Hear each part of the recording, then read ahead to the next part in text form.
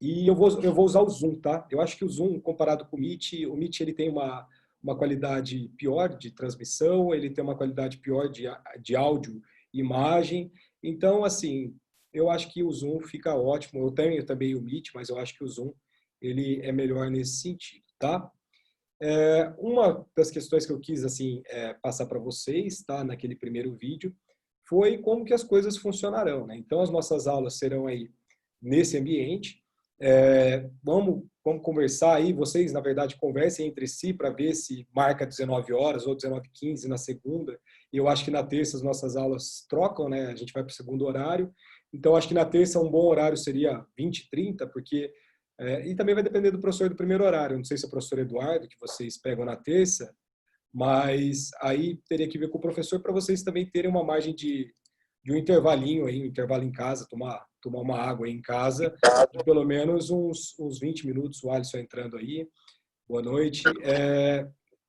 Então, assim, para ter um intervalinho relativo e bom para vocês, então vejam aí assim, o que for melhor para vocês, vocês me passam, porque de fato a nossa aula vai ser um pouco mais limitada, porque dentro desse ambiente, uma coisa que eu senti, o sétimo período não reclamou, mas esse ambiente ele desgasta muito a gente, né?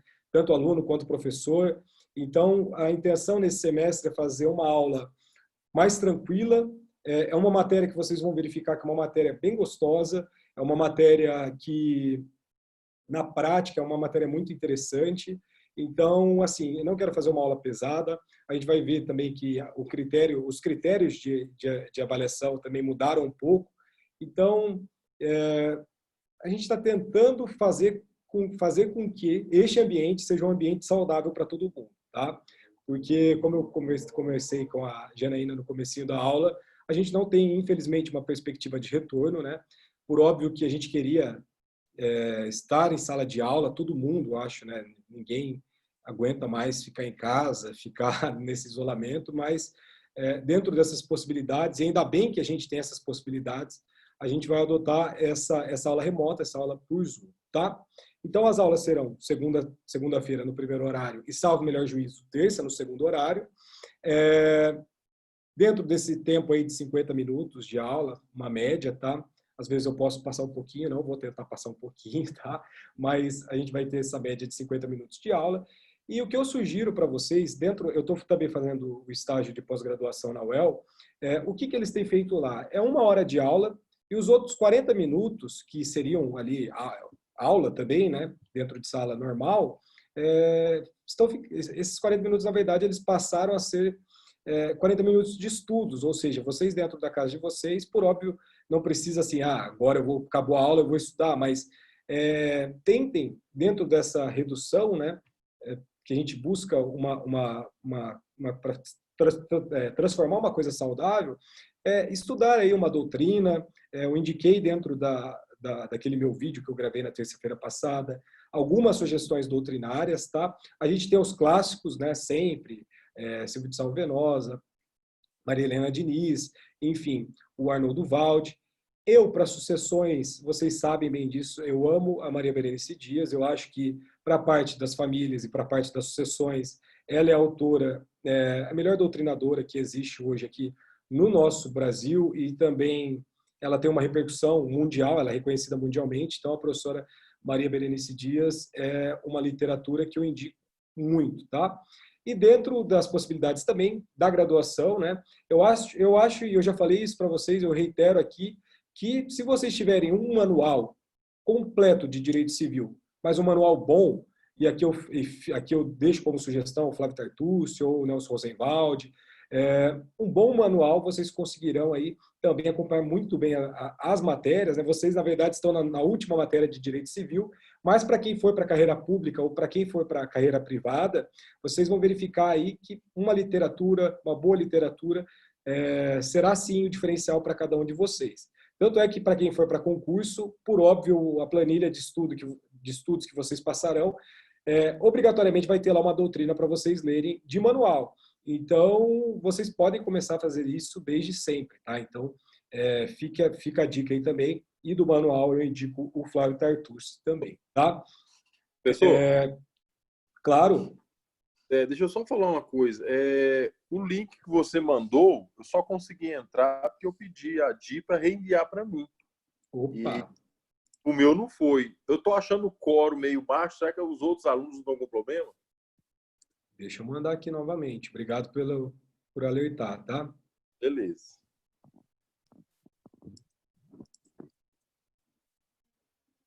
Beleza. Eu mandei lá no grupo. Pelo menos ninguém tinha se manifestado no grupo, né? Então, mas obrigado por ter indicado aí, Alisson. Enfim, então, eu acho que no semestre passado, vocês tiveram uma carga, pelo menos na minha matéria, excessiva de conteúdo. Eu não sei assim como que os outros professores, as outras professoras de Direito Civil caminhavam com a disciplina, mas eu tentei trabalhar assim, até mesmo algumas exceções, alguns casos de julgados, enfim. Só que isso gerou uma profundidade de alguns vídeos, algumas aulas, ter uma carga horária excessiva, né? Então, nesse semestre, por óbvio, eu vou fazer esse caminho como professor, como facilitador de transmissão de conteúdos, mas caberá também aí a vocês irem atrás da doutrina, da jurisprudência, para fazer uma leitura mais aprofundada do tema, tá? E, obviamente, que eu estarei sempre disponível aí para discussões, para sugestões, enfim, para trocar uma ideia, para caso alguma dúvida também apareça, tá aí resolvendo as dúvidas, beleza? Então, feita essas primeiras considerações, vamos dizer assim, né, que eu acho importante, em relação às nossas avaliações, né, a instituição mudou um pouco, né, como que elas funcionarão. Então, como que a gente vai fazer o critério de avaliação de vocês? Tá? A gente tem, então, a P1 e a P2. Na P1, nós teremos dois instrumentos avaliativos. O primeiro instrumento vai ser um trabalho escrito, tá? Na verdade, esse semestre eu estou pensando e estou considerando bastante o trabalho, pelo menos em dupla ou em grupo, tá? Eu acho que também a gente pode fortalecer essa intersubjetividade, essa inter-relação de conteúdos de uma forma melhorada em consideração ao semestre passado, né? Então, a intenção, na verdade, é criar um viés crítico de vocês, e eu acho que esse viés crítico passa muito pelo debate dentro de uma dupla, dentro de um grupo. Então, eu estou pensando aqui em mudar um pouco o método que eu utilizei no primeiro bimestre, enfim, no primeiro semestre, para transformar em algo que seja mais positivo para vocês, tá? Então, o nosso primeiro critério de avaliação será esse trabalho escrito, que tem uma previsão de data de entrega já para esse mês, para o final desse mês, dia 28 de agosto. O valor desse trabalho terá um valor de 5 pontos, tá? Mas, em decorrência também de alguns casos que chegaram para os professores, no modo geral, e também reivindicações dos alunos, eu tive algumas constatações também na nossa disciplina do semestre passado em relação a isso.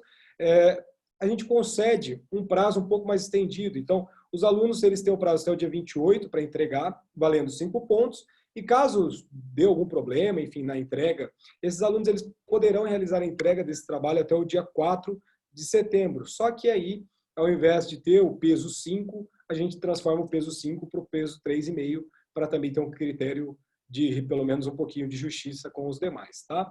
Passou do dia 4 de setembro, aí não tem mais o que fazer, isso também foi uma imposição da instituição. Então, dia 28, um trabalho escrito valendo 5 pontos. Eu acho que vou trabalhar problemas, tá? Como eu sempre tento trazer, que é mais ou menos o que a OAB segue, né? Então, trabalhar alguns casos concretos aí e pensando nessa forma de trabalho em dupla. E lembrando, né, ninguém é obrigado a formar dupla. Se quiser fazer trabalho de forma individual, também fiquem à vontade. Eu não tenho nenhum problema quanto a isso, tá? Então, feito o alerta quanto ao trabalho, a gente passa para a segunda avaliação. E essa segunda avaliação é a avaliação que talvez vai ser mais diferente de todas, né? Que será a nossa prova oral. Prova oral não, desculpa, prova online, tá? A nossa prova online, eu ainda estou vendo qual instrumento utilizar. Provavelmente vai ser o Forms do Google, tá? mas eu posso utilizar o Classroom também, só que vocês também já têm uma infinidade de conteúdos e de plataformas para estar utilizando. Então, a minha intenção é utilizar o formulário do Google, porque eu mando o formulário para cada aluno, o aluno vai ter um tempo para responder dentro do tempo de aula, e aí vocês vão realizar essa prova online, tá? Eu não dou mais detalhes porque, de fato, eu estou testando as plataformas. Então, não adianta perguntar aí, porque eu também não sei, porque é uma coisa totalmente nova para nós também. Mas, por óbvio, é aquela história, né? Minha maior preocupação com vocês é a preocupação com o aprendizado. Então, a prova ela vai ser uma prova normal. Vocês nunca chegaram a fazer uma prova minha, de fato, né, dentro da graduação, mas vocês vão verificar ali que, na verdade, a minha preocupação é com o aprendizado e não com a atribuição de notas, tranquilo? Então, feito, valendo 5 pontos o trabalho escrito, mais 5 pontos da avaliação, a gente fecha a P1 num total aí de 10, beleza? Na P2, a P2 também vai ser bem diferente comparado aí com o semestre passado. Por quê? Porque a gente tem também alguns instrumentos novos. O primeiro instrumento é o que se chama de projeto de extensão. O projeto de extensão ele vai ter um valor de 2 pontos.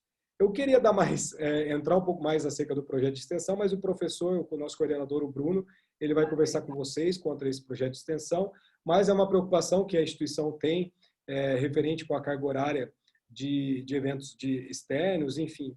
E aí também no meio da pandemia isso está um pouco complicado de cumprir essa carga horária, então a instituição vai fazer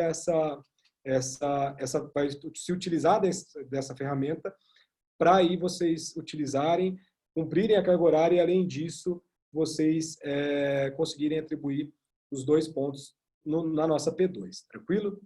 Então, 2 pontos. Além disso, a gente vai ter um evento do nosso curso, né? Esse evento já está sendo estruturado, e esse evento, vocês farão um relatório, esse relatório será feito de forma individual, e esse relatório valerá 1 ponto. Então, nós temos 2 pontos do projeto de extensão, mais 1 ponto do nosso evento, e aí a gente já tem 3 pontos, tranquilo?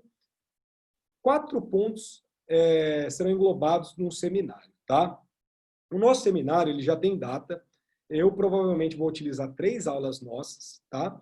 E o seminário, o tema que eu penso em trabalhar com vocês é o testamento e as modalidades de testamento. Então, cada grupo, e aqui a gente vai utilizar também, assim, o seminário por si só, eu tenho um pouco de uma visão um pouco mais crítica do seminário, como aluno e como professor, porque eu acho que o seminário ele não deve ser instrumento de avaliação. Eu acho que o seminário tem que ser uma construção que o aluno faz dentro de sala de aula, principalmente no direito, em que o exercício da retórica, da fala é algo fundamental, mas eu acho que quando você começa a atribuir nota e avaliação, parece que o seminário, no modo geral, isso na experiência que eu tive, que eu tenho, melhor dizendo, como aluno, é uma coisa mais ou menos, o professor fica prestando atenção e fazendo anotação, os demais alunos eles ficam prestando atenção, mas não muito, ainda mais agora no ambiente virtual, e o grupo se ralando ali para entregar um bom trabalho. Então, eu não penso, para mim, isso não é o ideal. O ideal é a gente conseguir fazer com que todas as pessoas participem dentro de uma construção de um diálogo, tá? Então, eu não estou falando assim, todo mundo vai ter que estudar isso, todo mundo vai ter que estudar aquilo, mas não. Eu quero que a gente crie, e dentro desse ambiente, que parece uma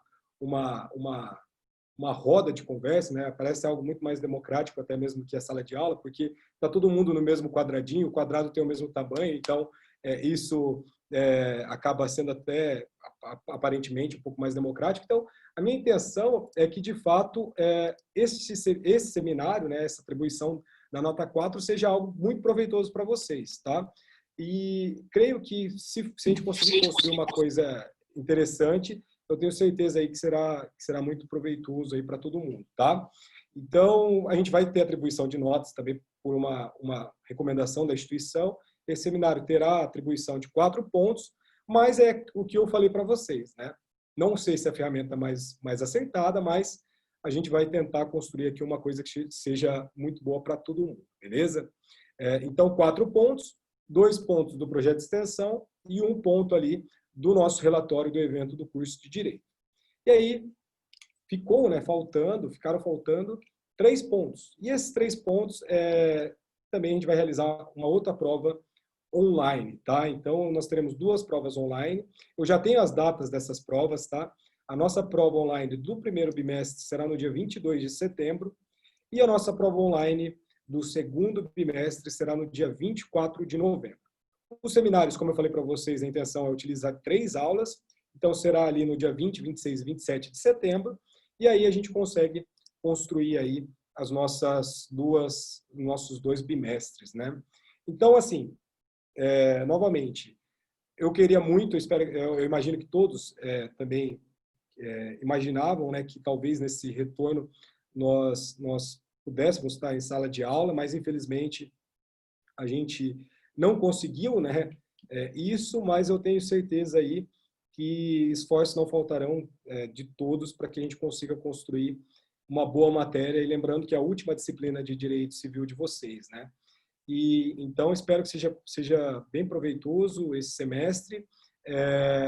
Como eu falei para vocês, mediante essa carga exaustiva, essa carga psicológica que gera um cansaço em todo mundo, a intenção é montar algumas aulas muito mais leves, muito mais tranquilas, e eu espero que eu consiga entregar isso para vocês. E lembrando sempre que se alguém tiver alguma sugestão, já falei a questão do horário, eu vi que teve gente mandando no WhatsApp, achei que fosse 7h30 e tal. 7h30 fica tarde para mim, então o que eu sugiro é que, por exemplo, a gente pode começar ali às 19h15, acho que não tem problema quanto a isso, mas 19h30 já fica um pouco complicado, porque eu pego a outra turma 20h30, então eu teria ali que sair e já entrar na outra turma, então, se possível, e aí vocês discutam entre vocês, né, qual que seria o melhor horário, tá? Eu acho que 19h15 ficaria bom para todo mundo, porque não fica tão apertado aí das 19 horas, mas aí fica totalmente a critério de vocês, beleza? Vocês têm alguma dúvida quanto à questão da avaliação? Tranquilo? Eu vi que teve gente que entrou no meio, então se alguém quiser se manifestar, fique à vontade, tá? Beleza. Então, assim, dentro da nossa disciplina, né? Como eu falei para vocês, a nossa disciplina é uma disciplina que ela é muito, muito gostosa, assim, é uma disciplina que não é aquele direito civil extremamente enraizado, né? Não é aquele direito civil que você tem aquela conjunto principiológico assim gigantesco que só para você fazer a classificação da natureza jurídica daquilo nós perderíamos 5 aulas. Então, como por exemplo nos contratos. Então, dentro dessa disciplina, que é a disciplina das sucessões, a gente vai perceber uma matéria que é uma matéria muito interessante, é uma matéria que tem um campo profissional, eu não sei quem já faz estágio nessa área ou quem já trabalha com essa área, é uma área muito boa, tanto no plano financeiro, vamos dizer assim, a gente tem que considerar isso também, como também no plano ali de você conseguir fazer uma construção e uma boa prestação de serviço para o seu cliente. Eu penso, dentro dessa disciplina, trazer um colega meu que tem alguns cursos de especialização e extensão dentro da parte de planejamento sucessório, que é uma área que cresce cada dia que passa. A questão da holding, que é uma questão que já ficou um pouco também, já até um pouco ultrapassada. A holding talvez não é mais um instrumento mais adequado de planejamento sucessório. Teve um boom de holding, mas daí depois já veio o fisco e já fez a regulação tributária e aí perdeu um pouco do sentido das holdings, né? Mas, querendo ou não, o planejamento sucessório ele aparece cada vez mais para nós. E lembrando que a gente passando aí no meio de uma pandemia global, o testamento, por exemplo, ele surge como uma possibilidade de você fazer aquela manifestação de vontade, a sua última declaração de vontade. A gente vai ver também que existem outros instrumentos de última manifestação de vontade que a gente tira essa visão que somente é o testamento. E a gente discute também, né, dentro dessa visão crítica que eu tento trazer para vocês, o porquê que o testamento ele não é tão praticado no Brasil, né?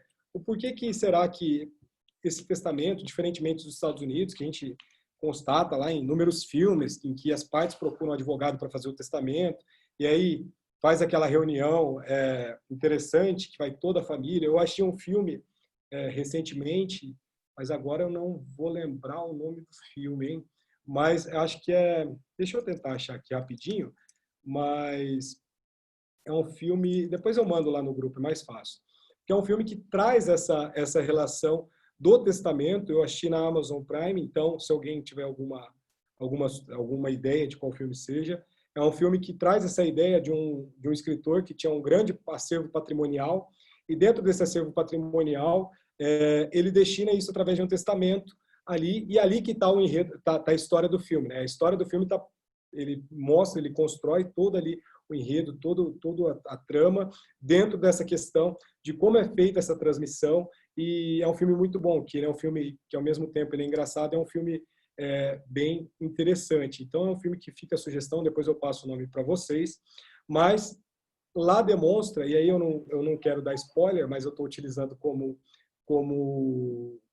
um exemplo, lá ele mostra como que a questão patrimonial dentro das sucessões ela é feita dentro de um país extremamente liberal, que é, por exemplo, os Estados Unidos, né? Então, lá você pode dispor de 100% do seu patrimônio, sem observar ali a questão dos herdeiros, os nossos herdeiros necessários, enfim. Será que isso se aplica aqui ao Brasil ou não, né? Porque aqui no Brasil, a gente vai constatar isso, e fica claro para nós que o nosso sistema ele é bem patrimonialista nesse sentido, que a gente vai proteger, na verdade, os herdeiros. A gente não vai proteger ali o eventual decujus, né? A eventual personalidade que está fazendo essa transmissão desses bens, né? Então a gente verifica que existe uma limitação da nossa autonomia da vontade no campo sucessório muito grande, né? Então vamos supor, se eu, por exemplo, quiser fazer ali um testamento, eu não vou poder fazer um testamento de 100% do meu patrimônio. Eu posso até fazer, posso, mas se judicializar lá na frente meus herdeiros, o que vai acontecer? Vai ser reduzido. Depois a gente vai discutir, será que é anulável, será que é nulo? Ou você pode fazer uma redução dessa distribuição, desse acervo patrimonial que está sob júdice. Então, são temas que são bem interessantes e o nosso testamento ele aparece cada vez mais também em voga mediante a pandemia, como eu falei para vocês. E dentro do testamento, por exemplo, a gente tem aquela discussão, a Érica, a Janaína acompanharam lá no Carnaval a nossa aula sobre o caso Gugu, que a gente verifica que até mesmo assim grandes bancas de advocacia às vezes fazem um trabalho assim que acaba embananando tudo. Então, você sabe, é uma coisa, a sucessão por si só, quando a gente está tratando de patrimônios, vamos dizer assim, fixos, né? Patrimônios imóveis, patrimônios móveis, mas que você consegue fazer aquela liquidação imediata, a gente vai constatar que se discute muito na sucessão, mas se discute de forma, às vezes, até mesmo sem motivo.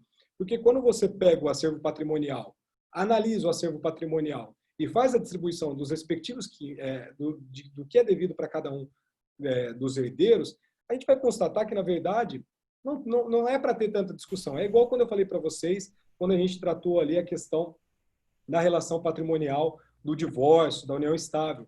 Porque, de fato, quando você faz a somatória de todo o acervo patrimonial, vai ver ali o quinhão, né, o que cabe para cada um. E aí você vê, mas por que se discute tanto? Né? Porque uma coisa vai ser diferente, por exemplo, se tiver uma empresa. Né?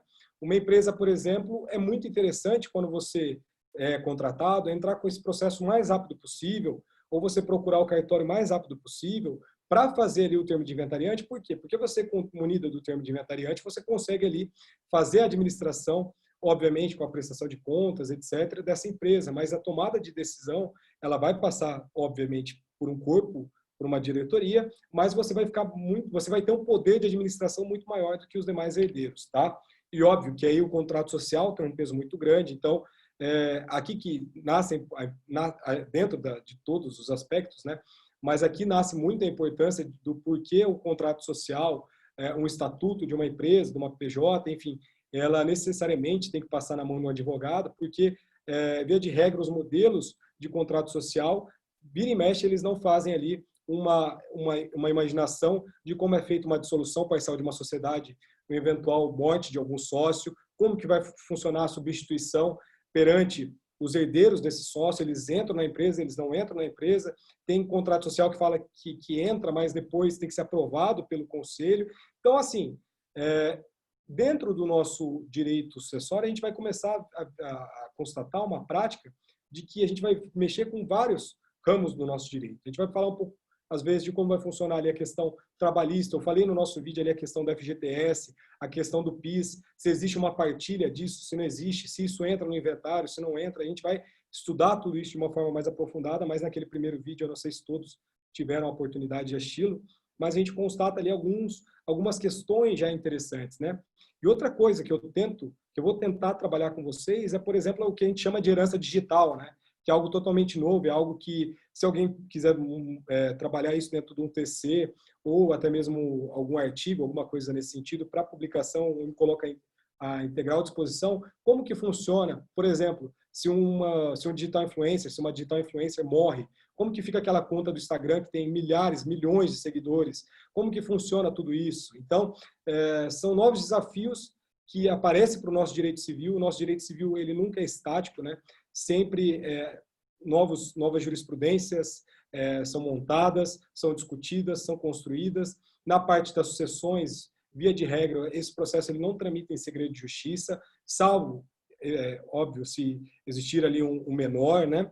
Mas, via de regra, é um processo público, então o acesso à jurisprudência é muito mais palpável, você consegue localizar uma jurisprudência dentro da prática sucessória, mas, sem dúvida, é um tema muito interessante. Então, tenho certeza que quem já trabalha, já tem uma ideia de como funciona aí um inventário, de como funciona aí um testamento, sabe que eu estou falando de algo que é extremamente interessante. E dentro disso tudo, também a gente vai colocar algumas questões que eu coloquei já, por exemplo, quando a gente falou de divórcio sob partilha desigual, com excesso de partilha, mas tem também a questão tributária, né, que se discute qual imposto que incide ali na transmissão do inter vivos. A gente tem o nosso ITCMD, né, o Imposto de Transmissão Causa Mortes Doação. O nosso ITCMD, aqui no estado do Paraná, ele tem uma alíquota de 4%. Essa alíquota, há muito tempo, a gente ouve falar que ela vai aumentar, ela tende a aumentar. Diante de uma pandemia, de fato, eu acho que essa alíquota aqui para nós do Paraná, ela irá aumentar, porque a alíquota do Paraná de ITCMD, eu não sei se o Alisson sabe disso, mas é uma das menores alíquotas do Brasil. São Paulo gira em torno de 6% a 8%, via de regra 8%.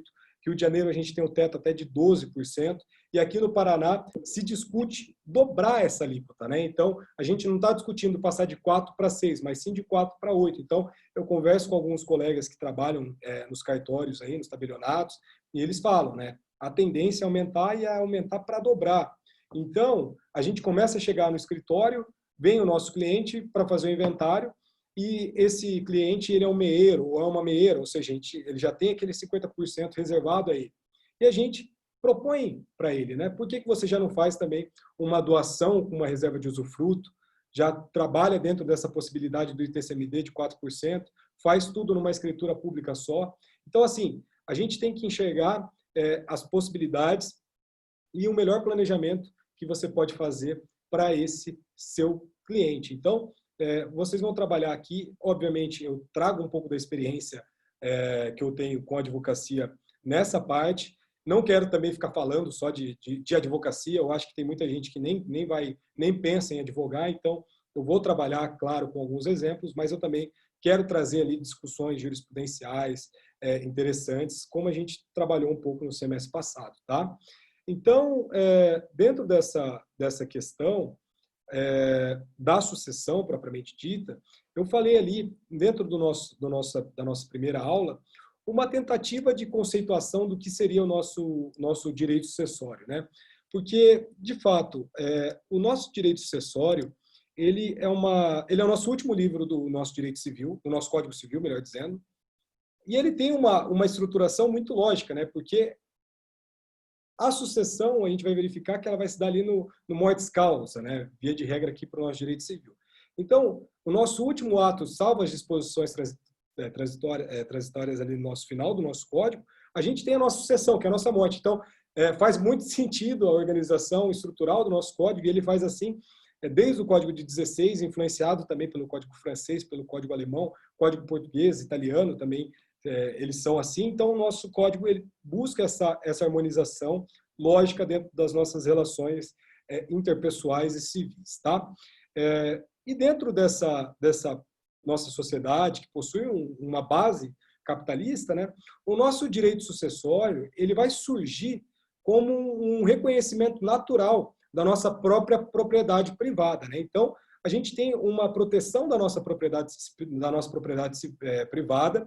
O Estado ele tem um papel preponderante para resguardar essa propriedade privada, tanto é que se ocorre algum esbulho, alguma turbação na sua posse, a primeira coisa que você vai fazer é ligar para a polícia. Então, o Estado ele tem esse fundamental papel de manutenção da propriedade privada, e aqui dentro de uma conceituação histórica, sucessória, do nosso direito das sucessões, a gente constata que, na verdade, a sucessão, e a gente vai verificar que essa sucessão ela está dentro do rol dos direitos fundamentais, nada mais é do que um resguardo, uma proteção, um reconhecimento natural da nossa propriedade privada. E esse reconhecimento, que ele é natural, ele possui uma ligação muito íntima e direta com o nosso culto familiar, ou seja, essa preservação que o Estado tem do reconhecimento da família, né? Então, o nosso patrimônio, a nossa herança, essa manutenção da família, lembrando que, por exemplo, se você vai fazer uma transmissão de alguma propriedade, você vai tirar a onerosidade do Estado, ou seja, você está transmitindo um bem para uma outra pessoa e essa pessoa passa a ser proprietária de tal bem, e dentro desse tal bem ela pode ter usos, vai ter frutos, enfim, ela vai gozar dessa propriedade, e dentro do gozo dessa propriedade ela vai conseguir fazer uma manutenção da sua vida. Ela vai, por exemplo, vamos supor, pagar um plano de saúde, alguma coisa assim, ou seja, o Estado ele acaba se resguardando, ele vai transmitir, ele vai proteger essa herança, essa propriedade privada, para também diminuir essa onerosidade que poderia gerar para o Estado, tá? E, como eu falei para vocês, ela tem uma ligação muito direta com essa continuidade desse culto familiar, né? E esse patrimônio, essa ideia desses efeitos sucessórios, eles nascem dentro dessa questão do... Deixa eu ver que apareceu algum negócio na minha tela aqui. Parece que eu bati alguma coisa, mas enfim. E dentro dessa ideia de conservação e melhoramento, vai aparecer também a nossa manutenção desse patrimônio, né? E dentro disso tudo, como eu falei para vocês, o próprio Estado ele vai ter interesse em fazer essa manutenção dessa propriedade. E dentro disso, a gente já pode deixar claro, e já fica muito patente para nós, que ninguém pode ficar desprotegido dentro dessa pessoa que tem uma necessidade de uma assistência para alguém, desse sustento. Ou seja, se você tem um vínculo direto de sustento de alguma pessoa, se essa pessoa vem a falecer, você, obrigatoriamente, o Estado ele tem que te proteger, ele tem que tutelar ali o seu interesse. Tanto é que no nosso vídeo inicial, eu falei para vocês que o nosso Estado, ele pode gerar até mesmo uma antecipação ali de eventual quinhão, né? Ou seja, vai se discutir todo o inventário, mas se você precisar de X de dinheiro que está depositado na conta e você fundamentar e o juiz, a juíza, deferir esse dinheiro, ele vai deferir julgando ali pela sua manutenção da sua vida, né? Dentro da sua observância da dignidade da pessoa humana. Então, você pode até mesmo antecipar os efeitos de uma eventual partilha de bens e decorrência dessa preservação, dessa manutenção dessa pessoa, desse sustento, e o Estado, claro, ele tem que tutelar essas pessoas. E aí vai aparecer também uma questão muito interessante, que ninguém também vai poder abrir mão de todo o seu patrimônio. Então, dentro dessa justificativa de que os herdeiros necessários, via de regra, precisam desse patrimônio para ter a subsistência, aqui também vai aparecer o outro lado da figura, né? Ou seja, você não pode dispor de 100% do seu patrimônio. Tem exceções, tá? Tem exceções, a gente vai trabalhar isso, mas foi aquilo que eu falei para vocês. Via de regra, vocês vão ter que observar os 50% dos herdeiros necessários, porque senão a gente vai diminuir judicialmente essa sua distribuição desse inventário. Então, a metade desses bens é assegurado ao que a gente chama de herdeiros necessários. A gente vai montar, a gente vai estudar, a gente vai entender quem são esses herdeiros necessários, tá? Mas isso é uma regra que está disposta lá no nosso artigo 1846 do nosso Código Civil. Então, você não pode dispor de 100% do seu patrimônio quando tiver herdeiros necessários, porque você vai ter que observar, e é nosso código patrimonialista, e tentando aqui preservar essa figura do herdeiro, ele gera essa preservação de 50%. Olá, nós temos o bom de aula virtual, que nós temos alunos aí que acabam entrando, enfim, que são os nossos herdeiros necessários, né? Então, dentro dessa construção que a gente preserva esse patrimônio em decorrência da dignidade da pessoa humana. Então, a gente pode tentar fundamentar nosso princípio da autonomia da vontade. Professor, Opa, vamos lá. é só uma dúvida. A nomeação de inventariante, aqui no Paraná, a gente sabe que a lei fala que são 60 dias, né? Sim. Mas, contudo, no Paraná não tem multa. Se a pessoa não abrir inventário, se não fizer, dura 5, 10, 15 anos. No estado de São Paulo tem a multa. Sim. Em Minas, se eu não me engano, também não tem multa. Essa regra, não tem uma lei federal que... Sim, na verdade, essa questão da imposição de multas pelo atraso na transmissão ali, da abertura do inventário, na verdade, cada estado tinha uma legislação própria. O Código de Processo Civil de 2015, que entra em vigor em 2016, ele estipula uma regra. Então, a lei que você pergunta é o Código de Processo Civil. Dentro do Código de Processo Civil tem sim a imposição de multas dentro dos prazos. Obviamente que essa multa ela é mitigada a depender do tempo que você utiliza, tá? Tem a questão ali dos 60 dias, tem os 90 dias que também estão previstos lá. Mas, de fato, eu, na minha prática, nunca vi imposição de multa. Mas pelo Código de Processo Civil, hoje seria obrigatória a imposição dessa multa, tá? Então, por mais que cabe a cada estado trabalhar acerca disso, eu acho que agora isso pode ser até um pouco mitigado, porque agora, como é uma lei federal, caberia à União fazer essa fiscalização, essa imposição de multa, tá? Então, quando você me pergunta a questão da legislação, antigamente não tinha uma unificação legislativa, e essa unificação ela aparece na promulgação do CPC de 2015, tá? Depois eu posso até mandar o artigo para você. Mas, na prática, eu nunca fui multado por causa disso, tá? Mas é recomendável que se faça o termo de abertura de inventário, a nomeação do inventariante, dentro desse prazo, e aí depois você pode fazer o inventário ali, obviamente respeitando uma razoável duração, mas posteriormente desse prazo, tá? Não tem prejuízo quanto a isso. Beleza?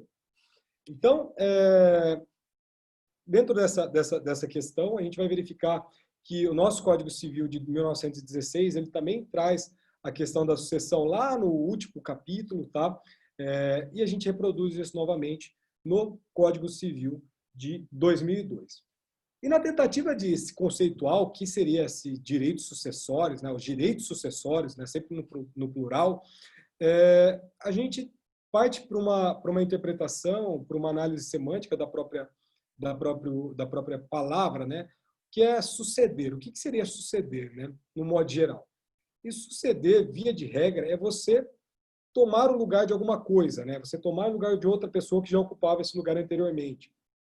Quando uma pessoa, então, ela passa para um determinado lugar, ela vai suceder outra pessoa. Ou seja, se outro professor estivesse aqui no meu lugar, ele estaria me sucedendo dentro dessa matéria de direito civil, né? Então, a gente tem essa palavra, essa sucessão, se você se colocar no lugar do outro, ou seja, essa pessoa ela saiu, deixou um negócio e você vai ocupar esse negócio, né? Então, a sucessão, nesse sentido geral, nesse sentido vulgar, seria nada mais, nada menos do que a sequência de fenômenos ou fatos que aparecem uns após os outros, né? Uma sucessão lógica, é algo totalmente imaginável, né? É uma coisa, por exemplo, que se você olhar a regra natural das coisas, você sempre coloca aquela questão da sucessão lógica. Por exemplo, o filho vai viver mais que os pais, né? O filho, né, via de regra, dentro da consequência lógica das coisas, a gente tem ali o filho sucedendo os pais, né? Então, essa é a sequência desses fenômenos, desses fatos, que aparecem uns após os outros, ora são vinculados por uma relação de causa, ora por alguns conjuntos de relações, melhor dizendo. Então, a gente tem essa sucessão, né? E aqui, dentro do nosso âmbito jurídico, do nosso direito civil, o significado da nossa palavra sucessão vai ser o mesmo, tá? E ele aparece para nós como uma substituição do titular de um direito com relação a coisas, a bens, a direitos ou encargos, né? Então, a gente acha que a gente só recebe bônus nos inventários, mas não, a gente recebe ônus. Mas já adianto que você nunca vai tirar dinheiro do seu próprio bolso para pagar uma dívida deixada por alguma pessoa que você está realizando aquela transmissão, né? Essa pessoa ela vai responder dentro do limite do seu patrimônio, do seu quinhão, então você não pode passar disso, tá? Então, tanto é que tem muita gente que nem abre inventário por causa disso, né? Porque sabe que o patrimônio deixado é um patrimônio que não paga a dívida. Então, o que acontece? Por exemplo, tem uma dívida bancária. O banco vai fazer a constrição de eventual bem que essa pessoa tem, e aí depois vem a pessoa, apresenta um embargos de terceiro para resguardar a ameação, eventual meieira, né? Então, via de regra, a gente tem essa questão aí que você também sucede nos encargos. Mas você sucede, mas você nunca vai tirar aquele dinheiro do seu bolso, aquele dinheiro seu, para pagar a dívida de uma dívida deixada por eventual decujos, tá? Então, são coisas, são bens, são direitos, são os encargos, são propriedades, patrimônio, num modo geral.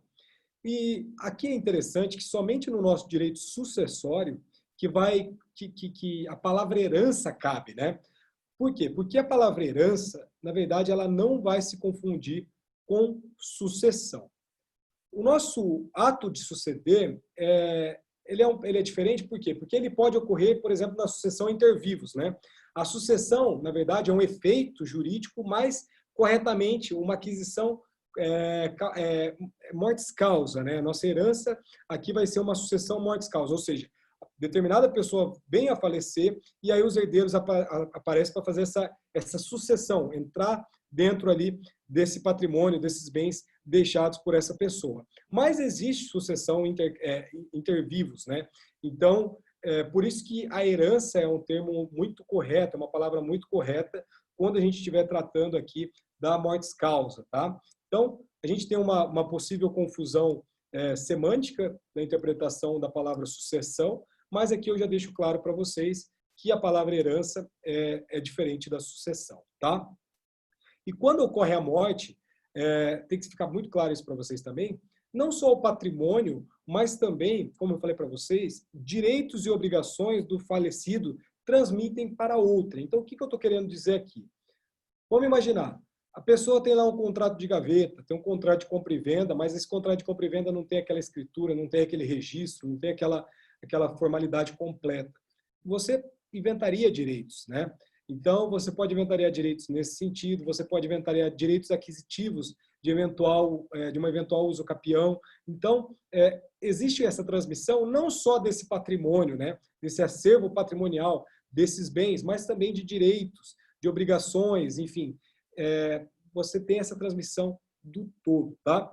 E daí, a gente pode falar que a nossa sucessão, ela nada mais é do que a transferência total ou parcial de herança por morte de alguém a um ou mais herdeiros, tá? Então, numa conceituação muito breve, a sucessão apareceria assim para nós. E é nesse sentido que a gente pode dizer, o sentido estrito, né, o estrito senso, que se usa o nosso vocábulo, né, sucessão. Por quê? Porque é a transferência total ou parcial desse patrimônio, desses bens, desses direitos deixados ali por alguém a um ou mais herdeiros. E dentro do nosso direito civil, e nessa interpretação, o nosso direito civil constitucional, que é algo que é um demodê, mas ele faz muito sentido, a gente vai encontrar um viés constitucional muito grande do nosso direito sucessório dentro da Constituição, no rol dos artigos fundamentais, no rol do artigo 5º dos direitos fundamentais, como eu antecipei para vocês. Então, tanto vai ser fundamentado pelo direito da propriedade, dentro do inciso 22 do nosso artigo 5º, como também o nosso direito sucessório, que está também no artigo 5º, mas no inciso 30, tá? E eles dispõem, sim, de um assento constitucional. Então, ambos, tanto o direito de propriedade quanto o nosso direito sucessório, eles possuem e eles estão consagrados no nosso rol de direitos fundamentais, beleza? Eu não vou avançar, tá?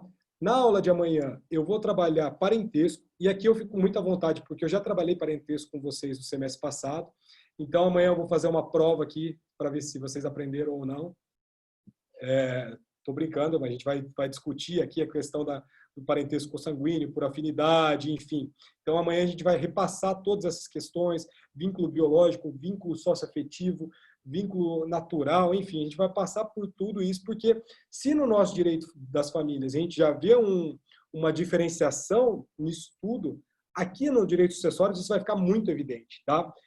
Tão evidente fica que, só para ilustrar um pouquinho para vocês, a nora nunca vai herdar do sogro, da sogra, né? Então, por mais que você esteja ali num regime de comunhão universal de bens, jamais vai existir a transmissão do patrimônio do sogro, da sogra, ali para a nora, enfim, para o genro, enfim. Isso não existe. Não existe direito de representação. Vocês vão aprender o que é direito de representação, mas vamos imaginar. Tem o pai e a mãe. Tem um filho e o outro filho. Esse filho tem os filhos dele, ou seja, tem netos, né? Então, vamos imaginar que esse pai, ele vem a falecer. Aí, o avô dele falece. Ele pode, através do que a gente chama de direito de representação, representar o pai dele para participar dessa distribuição do quinhão, do patrimônio deste avô. Mas a esposa, né, jamais. Então, a gente vai trabalhar essas questões. Então, o que eu quero destacar para vocês? Vocês verificam que essa questão da afinidade, ela fica muito diferenciada aqui no nosso direito das sucessões. E é isso que eu quero passar um pouco para vocês amanhã. Então, novamente, eu espero que a gente tenha um excelente semestre. Eu acho que, sinceramente, aulas remotas assim, ainda mais eu pegando segunda e terça-feira, eu não fiquei com sexta-feira dessa vez, eu acho que elas funcionarão muito bem. Então, eu fico sempre à total disposição de vocês. Uma coisa que eu tirei prints aqui da chamada, tá? Mas eu vou fazer uma chamadinha bem breve aqui com vocês. Se for possível, eu sei que é uma exceção, tem gente que vai justificar falando que a internet não está muito boa, tem estabilidade, mas se for possível, abram a câmera de vocês. É uma forma que a gente tem, pelo menos, de ter aqui uma visão, de ver o rosto de vocês, para verificar se vocês estão aí acompanhando a aula, se está tudo bem ou não. Se alguém faz alguma careta, a gente já sabe que as coisas não estão caminhando bem. Então, eu até brinquei, né? Eu falei assim, dentro da sala de aula a gente não vai colocar um saco na cabeça, né? Um pacote na cabeça. Então, se for possível aqui, Antônio, enfim, a Laís apareceu também. Laís, obrigado por mandar a nossa lista. O Everson aí, novamente, bom revê-lo. Enfim, para a gente ter essa troca aqui e construir um semestre bem positivo aí dentro das nossas limitações, mas com a ajuda de todos aí a gente vence mais esse capítulo da história para nós, tá? E é o nosso último ano nossa última matéria de Direito Civil também. Então, eu espero que a gente consiga fechar aí com chave de ouro, mas sem grandes pretensões, tá? Então, vou fazer a chamadinha aqui, bem breve. A Aline está aí, o Alisson também, a Mábila está aí também, o Antônio está aí, a Beatriz, eu vi que ela entrou na sala, mas... Beatriz, Edilene está aí também, a Érica, o Everson, a Jade também entrou, Janaína, Carisa, o Kleberson, o Binho não apareceu, né? Não. Laís, Maiara está por aí também.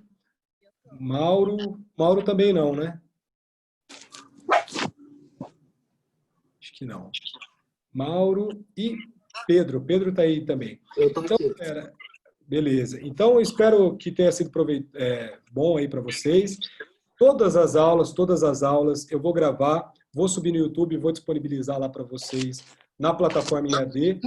Se alguém tiver alguma dúvida, enfim, olha lá, mais um herdeiro necessário aparecendo aí na imagem. Então, a gente fica à total disposição. Everson, pode perguntar aí, por favor. Oi, professor, boa noite, tudo bem? Boa noite, beleza? Eu não sei se o senhor comentou no início da atividade da aula, porque eu cheguei uns minutinhos atrasado. Mudou, a aula do senhor vai ser às 7 ou vai ser às 7h30? Então, eu falei para vocês discutirem entre vocês isso. Eu peço para que não seja às 7h30, se for possível 7h15, e dentro de uma média aritmética aí, se ficar legal para vocês, é porque eu pego a outra turma 8h30. Então, aí amanhã também eu penso trabalhar 8h30 com vocês, tá? Para também não ficar muito tarde. Então, se ficar 7h15, para mim seria ótimo. Não sei para vocês daí. Eu não sei a opinião do pessoal, é que, na verdade, se pudesse ser, então, mais próximo das 7h30, porque aí nós manteríamos o padrão do que os outros vão praticar, né? Não, beleza, então. A melhor coisa aqui é padronizar. Se os outros professores estão seguindo 7h30, eu vou seguir também, então. Sim, é que, se for o caso de necessidade do senhor, eu tenho que ver a posição da turma, mas todos os outros vêm praticando 7h30. Tá, tranquilo. Não, eu vou conversar aqui também com os professores para tentar padronizar isso para ficar bom para todo mundo, mas aí a gente troca uma ideia. No segundo horário, qual horário que vocês estão entrando, mais ou menos? Se eu não estiver enganado, é 8h40. São 50 minutos de aula, é das 8h40 às 9h30. O Emerson nem sabe, ele tem padronizando seu horário.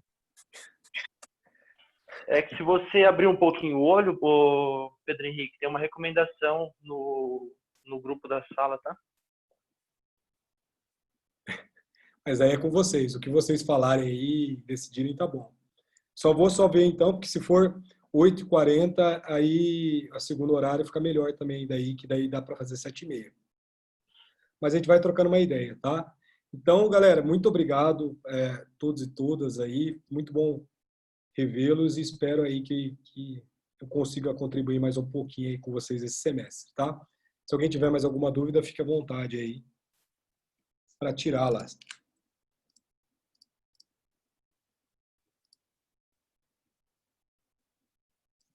Então, beleza. Então, bom retorno para todo mundo aí e até amanhã. A gente se vê. Tchau, tchau. Obrigada, professor. Boa noite.